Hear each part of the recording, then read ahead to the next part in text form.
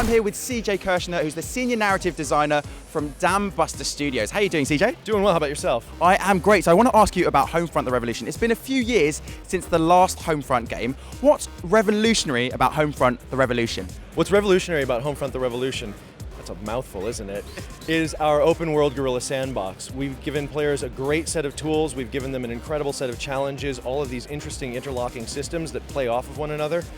We really just let them loose in all of our zones, give them the challenges, ask them to assess a situation, decide how they want to approach it, tackle it, and then continue moving on.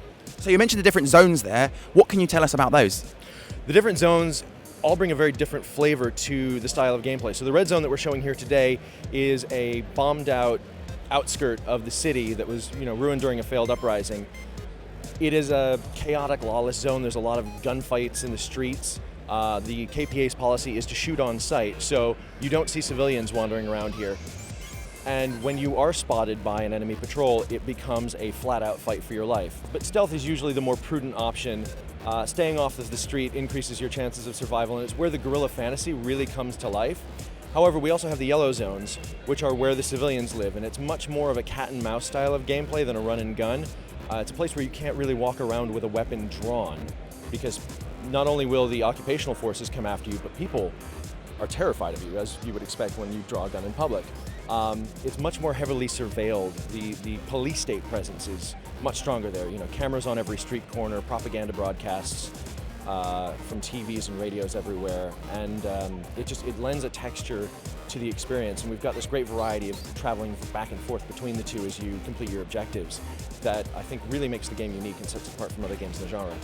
We've got a great set of Guerrilla tools that players will be able to, again, like I said, take a situation, assess it, decide how they want to tackle it, and then really improvise their own plan of attack and escape. We've got incendiary devices like Molotovs, we've got explosives like emplaced remote bombs and pipe bombs. We have distraction devices, which are actually just a handful of firecrackers. And then we have hacking devices, which I'm not 100% sure on the technical specifications. I'm sure there's some black hat community out there that's rigged one of these things up, but it's a tube with a router antenna coming off of it. And in addition to that, we have different deployment methods for all of these tools. So you can throw them, you can remotely place them, and then run back to a safe distance, phone it up, and have it detonate. There's a proximity device as well, where you can leave it in an area, wait for somebody to come by, and it'll go off on its own. And then there's my favorite, which is the RC car.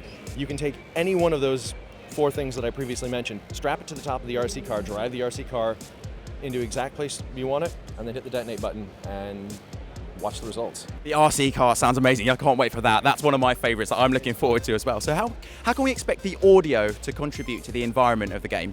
I think audio is a huge part of the game. It's interesting because in the bombed out sections, you hear a lot of more environmental cues, wind whistling through broken windows, things like that, the grass rustling.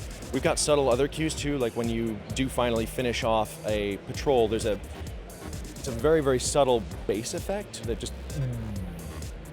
So how have the changes in next-gen technology allowed you to make improvements to Homefront the Revolution? So with the increase in hardware power that the next-gen consoles have brought to us, we obviously can do things like greater graphical fidelity on a lot of the art assets. We can do a lot of really interesting and increased lighting effects, things like volumetric smoke, lit particles, rain, fog, a lot of ambient atmospheric things. But we also have a better ability to track AI states, the player state, the state of the world. There's just so much more data that we can manage now and pump through the system. We're obviously optimizing constantly to take advantage of the maximum amount of power that we can get out of every one of these systems. And when we release in spring of 2016, hopefully all of that work will have paid off. CJ, I can't wait for it to come out. Thank you so much. Thanks for coming.